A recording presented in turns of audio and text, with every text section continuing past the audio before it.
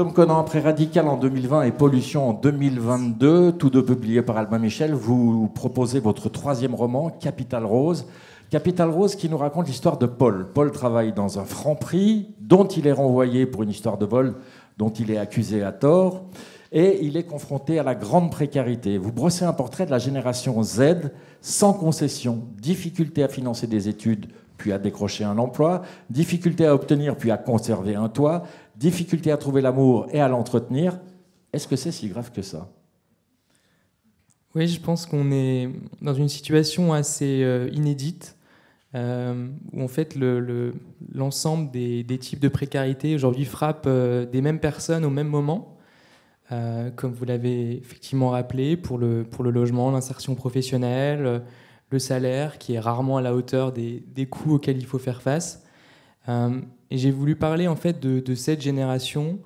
Je ne sais pas si elle est dans une situation qui est pire que les précédentes, mais en tout cas, je crois qu'elle vit des choses parfois assez extrêmes. Je crois qu'on a tous en tête les files de jeunes gens de 18-20 ans devant les banques alimentaires depuis plusieurs années maintenant. Et le problème n'est pas spécialement résolu, même si on vit dans un pays, heureusement, où il y a des systèmes d'aide. Mais malgré tout, malgré ce système qu'on qualifie parfois de généreux, à mon avis à tort, ces précarités-là, ces difficultés, encore une fois parfois extrêmes, qui peuvent pousser elles-mêmes à des comportements extrêmes et jusqu'au boutiste. Voilà, moi, elles m'ont tellement frappé, elles m'ont tellement ému que j'ai voulu inventer un personnage qui traverse ces difficultés. Alors, Paul vit dans un studio en face d'un immeuble qui est en plein travaux, en pleine rénovation. D'ailleurs, la plupart des habitants du même immeuble que Paul ont investi dans ces rénovations. Il y a beaucoup de bruit à cause de cette rénovation. Et en vous lisant, j'ai eu l'impression que le bruit, c'était l'autre mal du siècle. C'est vrai que ça peut paraître anodin, mais je crois effectivement que vivre en ville aujourd'hui, ce à quoi la plupart des gens sont contraints pour pouvoir mener une vie sociale, faire des études, travailler, etc. La ville, c'est quand même quelque chose qu'on ne choisit pas forcément, en tout cas. C'est pas le cas nécessairement de Paul qui aspire à une vie assez paisible, assez tranquille. Et effectivement, il est un peu harcelé en permanence par des bruits de chantier. Et en fait, ces bruits de chantier, c'est pas les bruits d'une école maternelle ou même de la circulation automobile. C'est les bruits d'un chantier qui sont vraiment assourdissants, qui le frappent vraiment dès le matin, qui ne s'arrêtent jamais, qui continuent le week-end, etc. Et effectivement, c'est quelque chose d'assez ordinaire, la construction d'un immeuble, sauf qu'effectivement, il est confronté au quotidien aux autres habitants de l'immeuble qui, eux, sont propriétaires, ce qui évidemment n'est pas son cas, et donc qui ont mis des billes, comme on dit, dans cet immeuble, et qui donc attendent de manière un peu jouissive, mais quelque part on peut les comprendre, le résultat, le fruit de leur investissement. Et donc ça le dérange un peu, parce que finalement la source de ce bruit lui semble pas forcément légitime, en tout cas ça lui rappelle et ça lui renvoie effectivement à sa condition essentielle qui lui permet pas. C'est un peu le bruit de la spéculation. Voilà, on pourrait dire ça comme ça. Mais après, il n'est pas dans la haine pour autant, hein, mais c'est vrai que voilà, ça lui renvoie en miroir à ce qu'il est. Pour se sortir de la précarité, Paul va suivre les conseils de son ami Clément et commencer à travailler comme escorte. Ses revenus vont augmenter encore grâce à sa présence digitale sur les réseaux. Il commence à exploiter son capital rose. C'est toute une économie que vous nous révélez. Moi, j'imaginais pas que ça avait des proportions pareilles. Oui, en fait, on imagine que, évidemment, on dit que c'est le plus vieux métier du monde, c'est peut-être le cas, mais effectivement, aujourd'hui, la différence qui est vraiment singulier et parfois un peu déroutant, c'est que ça, alors pas pignon sur rue, ça a pignon sur web, d'une certaine façon, puisqu'il y a des sites tout à fait légaux, hein, c'est pas le dark web ou c'est pas même des réseaux sociaux cachés, ce sont des sites normaux qui sont implantés en Europe, alors pas rarement en France, hein, mais effectivement qui permettent à n'importe qui, à supposer qu'il soit majeur ou qui prétendent l'être, de monétiser, en tout cas de faire de poster des annonces pour monétiser son propre corps. C'est quelque chose qui peut paraître assez étonnant, mais encore une fois, c'est parfaitement légal, parfaitement accepté.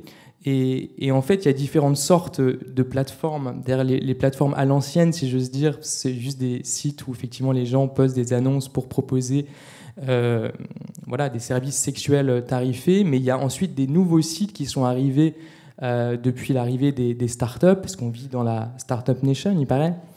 Donc il fallait aussi s'y intéresser. Et effectivement, les nouvelles technologies ont investi la question de l'érotisme, la question de la prostitution. Il y a des plateformes comme OnlyFans, c'est la plus connue. Il y a également Mime, qui est une plateforme française, où là on peut aller encore plus loin, puisqu'il ne s'agit pas de mettre en relation des clients avec des prostituées, avec des escortes, mais également de vendre des clichés pornographiques, des vidéos, etc. Et tout ça permet effectivement de faire vivre une économie qui n'est pas souterraine, qui est parfaitement ouverte et visible, à laquelle n'importe qui peut souscrire, même si évidemment souvent on ne veut pas le voir. Alors, vous l'avez dit, cette activité est complètement légale, mais il y a vraiment une hypocrisie parce que Paul déclare ses revenus, il est auto-entrepreneur, et comme il gagne bien sa vie, il envisage d'acquérir un bien immobilier, comme on dit. Mais là, c'est beaucoup plus compliqué. Obtenir un prêt quand on pratique ce genre de métier, même si on a 40% d'apport, ça tient de la mission impossible. C'est ça. Alors évidemment, il ne pensait absolument pas pouvoir arriver à cette situation d'être en mesure de rêver, d'imaginer un achat immobilier qui est un peu, dans un pays comme la France, le Graal, on considérait comme tel l'acquisition de sa résidence principale. Alors lui qui s'était fait virer de son Franprix, qui s'était retrouvé dans une misère noire, ça lui paraît effectivement inconcevable, mais pourtant c'est bel et bien le cas. Il est en situation effectivement d'augmenter ce revenu et d'avoir un capital qui se constitue. Du fruit évidemment de ces différentes activités dans le domaine de l'escorting. Mais en effet, il est en fait sans cesse renvoyé à sa condition d'origine, puisqu'on lui dit finalement, voilà, ses revenus, même s'ils sont déclarés, même s'il y a des déclarations des différentes plateformes, ça ne correspond pas à une activité qui est socialement acceptée. Même la plupart des gens, en réalité, pourraient me faire un petit sondage, pensent que la prostitution est interdite. Puisqu'effectivement, la prostitution en tant que telle, elle est autorisée, mais effectivement, les clients de prostitution, eux, sont hors la loi, peuvent avoir effectivement une contravention ou même davantage.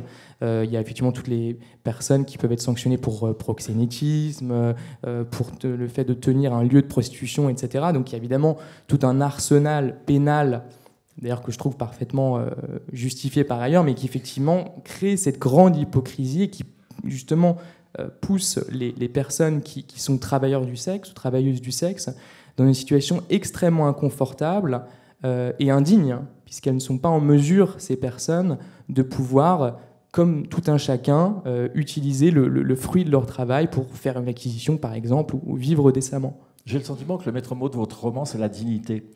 Paul recouvre une partie de sa dignité dans sa relation amoureuse avec Clément.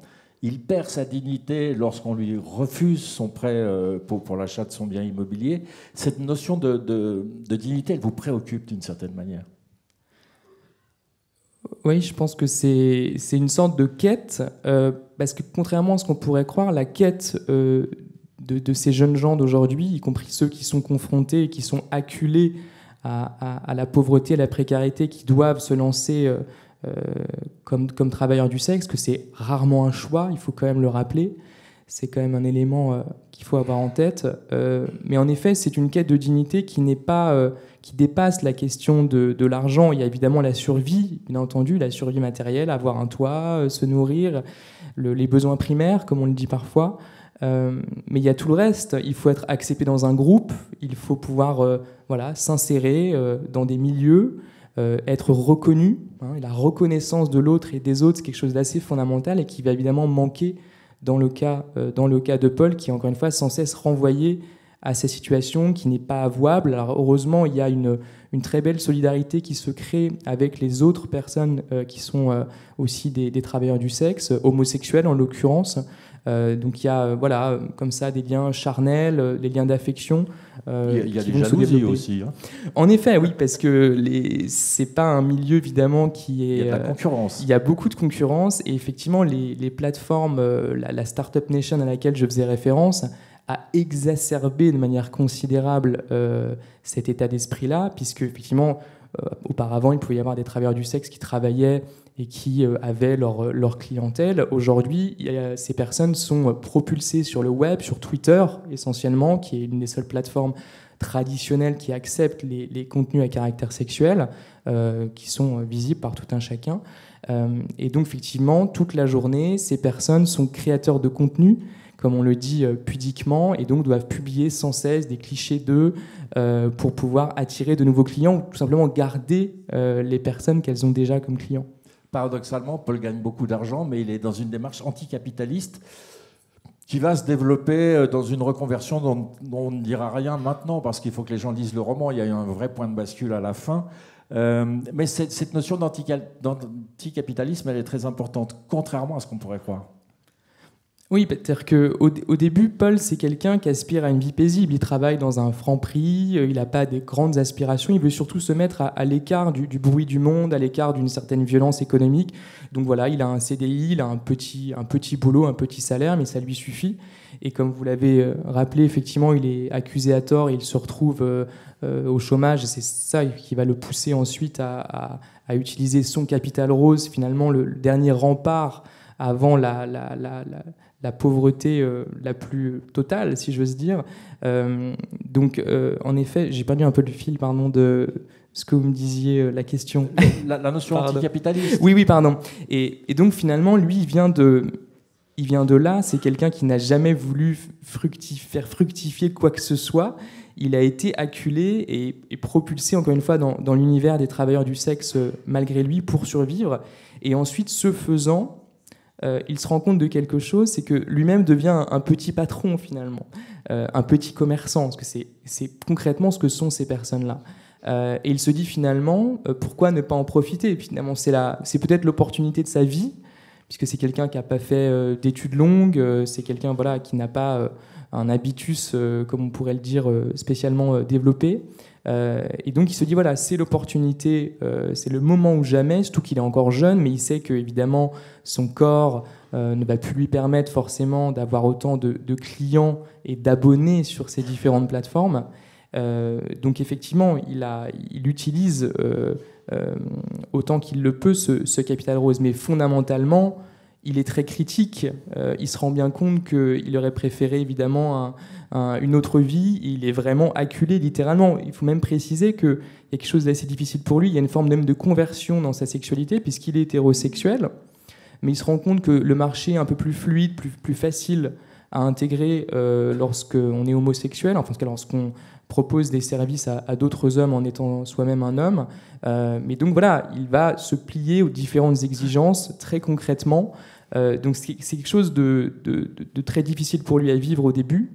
Il est toujours contraint, il a toujours ça en tête, il se rend compte que le système dans lequel il est malade, est fondamentalement malade. Et donc j'ai pas du tout voulu donner une vision romantique de la prostitution, ou une vision fun, ou une vision qui serait même neutre sur un plan moral. Évidemment, je ne juge absolument pas le personnage de Paul, bien entendu, mais je veux toujours remettre en contexte et considérer effectivement la violence économique à laquelle il fait face. Capital Rose, c'est le titre de votre roman, Tom Conant, et après avoir lu vos 3 romans, je suis très content d'avoir l'âge que j'ai. Merci beaucoup. Merci beaucoup.